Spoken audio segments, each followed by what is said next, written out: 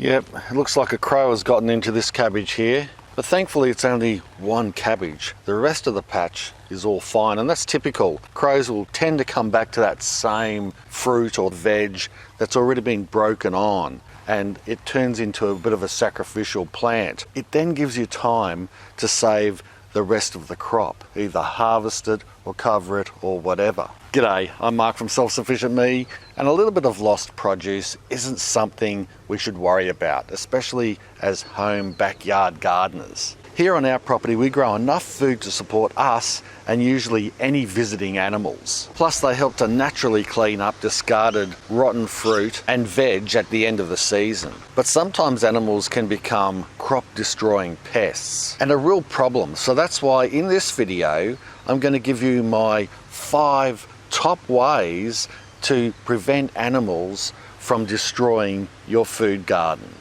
Let's get into it.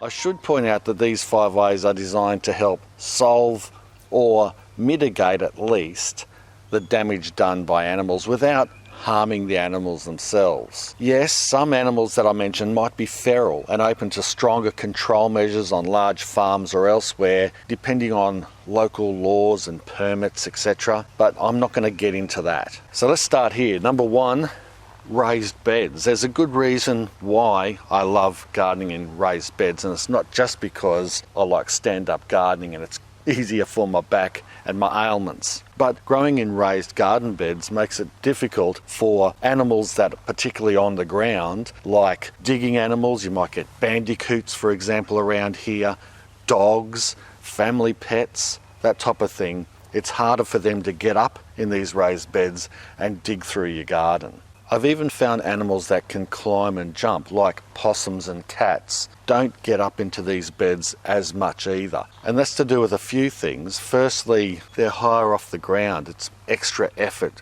to get into these beds. And the other reason is positioning, believe it or not. When you've got a raised bed garden set up in the middle of, say, a backyard where it's away from the trees, possums are much less likely to get into your raised beds because they simply have to go across open ground, and they don't like that. Possums like to be nearby trees where they can escape quickly if they're hit up by a predator or even a family pet. Thankfully, kangaroos don't eat veggies, or we'd be in big trouble. Number 2 is trapping and relocation. Now, I'm still trying to repair the damage done to this bed in particular from a bush turkey. Bush turkeys are common in Australia. They're everywhere. There's heaps of them. Most of the time they're fine, but you get the odd bird that might get extra familiar and then start digging through your garden, eating your dog food, and all sorts of bad things that you don't want to happen. That personally drove me a little bit crazy. Interestingly, bush turkeys don't come in to our chicken area. And I think that's because the hens chase them off, and maybe because of the electric fence as well. They just can't be bothered getting in here, which is cool. But this is where bush turkeys should be, in the bush.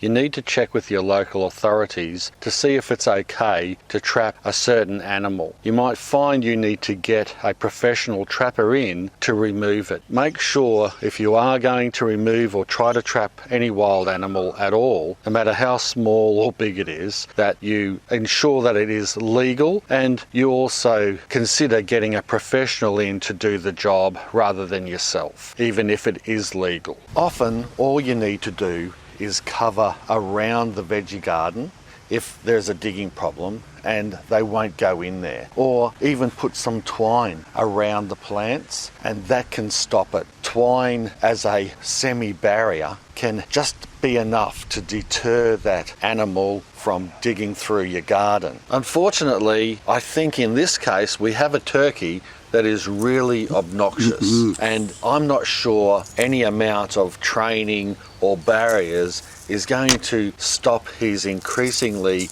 bad behaviour. So this is where trapping and relocation can come in, and it can be very effective. Sometimes relocating an animal can be better than putting up with it for a start or getting so crazy that something worse happens, if you know what I mean. This is the first animal we've had to relocate that's been destroying the patch in 16 years of living here. Honestly, I love native animals, and people who watch my videos regularly know that. It's great to be integrated with nature. It's part of my gardening success.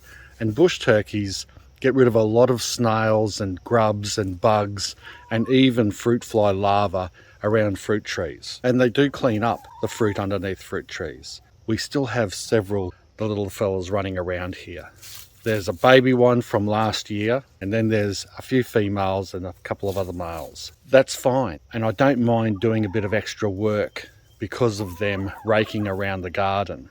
But it's when the individual becomes very cocky and starts eating the dog food and getting around the place thinking he owns the joint and destroying things, that's when it's time to move that particular one on, in my view. Number 3 is electrocution. Now that sounds pretty bad, doesn't it, when you say it like that? But I mean it in a way that's not going to harm the animal. It's more like going to give them a fright, of course, and a little bit of discomfort. And I think the best example I have is in and around our chicken free ranging area, where the hens now for the past 4 or so years have been able to graze and go about their business without being preyed on by foxes and dogs and dingoes. But you can apply this in the garden, and I tell you what, I was very close to applying it for this bush turkey if it wouldn't just probably fly over the top of it. But what I like about electrified structures and fences is that it's pretty cheap. It can be portable, so you can get, say, chicken netting and put it around your veggie garden if required, and you can stop all sorts of things coming into that area. Perhaps it's deer. In some cases, it might be larger animals that you don't want in there. It could be even feral pigs coming through and digging up the place. The thing about electrocution, and I keep saying that because it's a bit of a buzzword, is because animals, they don't understand or comprehend what's happening. They get a really big scare, especially if it hits them on the nose or somewhere delicate. You know, they do not want to go back to that area because they don't understand what's happened. And the portability of it is why I think it'd be good around the patch. I haven't deployed a portable fence around the patch. I think it would be extremely effective for a lot of animals, and with a fence and a battery costing around 200 to 300, maybe 500 max, it could be well worth the investment, and be able to pack it away and put it in the shed when you don't want it and just deploy it for a certain amount of time until you break a habit. That could be all you need to do.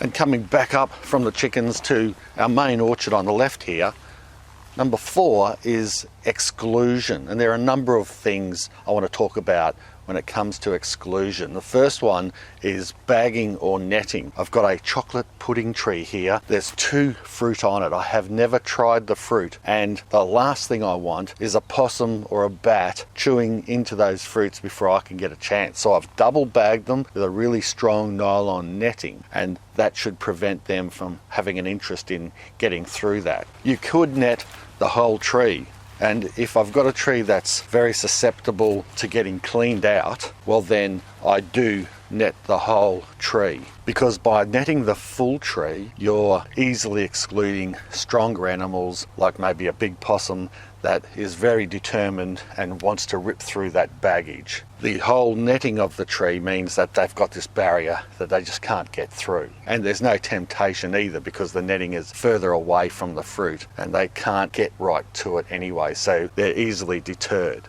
Some people are going to say, oh but Mark, netting can be dangerous for animals, and that's true.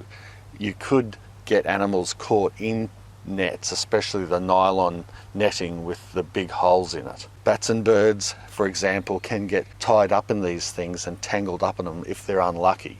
I've never seen it here on our property, but I know it can happen. As a backyard gardener, it's easier to control, though. It's easier to find a wild animal that might be tangled. Just come out every morning if you've got some nets out and make sure that they're not tangled in your fruit tree nets or any nets that you've got over a particular vegetable garden or a particular bed. And then if you find an animal, of course you've got to be careful of not getting bitten and all that type of thing, because wild animals can be savage and they can have diseases, but you would free them as best you can and not leave them in that net for too long. The other thing you can do is you can use the fine nylon nets, and then you kill two birds with one stone. Pardon the expression. You deter larger animals, but also smaller insect pests as well. That might be something like a fruit fly or cabbage moth butterfly that can target your veggies and your fruits. The other thing you can do when it comes to exclusion is fencing. Now, we were down there and I showed you an electric fence before. You can have the same principle in your veggie patch, like a big tennis fence. Then you're not going to get any large animals being able to get through that. It could be chicken mesh, it could be fairly cheap, or you could make it more expensive. You could make a cyclone fence with larger posts, and you could even put a mesh top on it. You're allowing the smaller bugs like bees and pollinating insects to still get through into your garden and pollinate your tomatoes, for example, but you're not allowing the larger animals that can be destructive to get into your veggie garden. You're stopping things like deers, depending on the strength of the fence, maybe even bears. And the last thing, of course, is buildings. You can have a greenhouse structure, and commercial farmers do this very well. They'll grow tomatoes in a large greenhouse and no animals are going to get in there, only animals that you want. And sometimes these large greenhouses, they'll even put a beehive inside to pollinate the flowers. So if you are getting hammered by pests or a particular crop is getting hammered, consider maybe growing it in a small greenhouse where it's protected. Hey! Number 5 is scaring. Now, you can do this yourself. You can keep watch over your veggie garden 24/7. Whenever you see an animal come in, you run out, clap your hands, yell, scream, and scare the animals away. However, that can be really time consuming. It might take your whole life up, so I wouldn't recommend that. I would say use an automated system. Commercial farms will use things like loudspeakers on their orchard. We were at a strawberry farm the other day and it was a lovely, beautiful strawberries and waffles, by the way. I'd recommend going there. Not far from our place. It's a gem. But they use a system whereby a loudspeaker makes loud noises like birds of prey, a noise that an eagle or a hawk might make. And that can keep away not just birds but other types of animals. Speaking of birds of prey, another way to scare animals away is by using fake birds of prey, and they themselves, combined with noises, can be quite effective. They work just like a kite and they hover, say in the corner of a veggie patch, or they might be on a large stick and dangle down, and they look like a bird of prey circling around and scare off other birds and animals. These days with modern technology, it's not something I've used, but you could also deploy a drone. It could be an automated drone. That's probably more commercial stuff. It's getting a little bit too expensive for a backyarder, but who knows, in the future there might be something like that that can dock itself and then come out when it sees an animal or a bird in the yard doing the wrong thing in your veggie garden and scare it away. I've also had success, believe it or not, I was a bit of a skeptic, with shiny glittering tape. I've found it very effective on our blueberries to stop the birds from eating them. We had a hawk problem that was attacking our chickens not so long ago. I put up a whole heap of that shiny tape around the pen, and you know what? That was the end of the hawk problems. Could be coincidence, but my gut feeling is it isn't. I think it broke the habit of the hawk coming in, and now he's off somewhere else doing something else and not bothering my flock. And then lastly, you've got water shooters, and they work off infrared or motion. Just be careful you don't shoot yourself. That happened to me many times. I haven't got one anymore, but it was called a scarecrow, I think it was. It simply was hooked up to your watering system. You put it into a spot that was getting targeted by animals, and whenever they came into it, they would get sprayed with water. Pretty funny, but yeah, that can be quite effective. Well, that's my top 5, but I know there's probably plenty more. So if you know of any other ways that you can help protect your crop from destructive animals, let us know in the comment section below so we can all read, have fun and learn from it. Well, I hope you enjoyed this video. If you did, make sure you give it a big bush turkey thumbs up. Anyway, thanks a lot for watching. Bye for now. Cheers.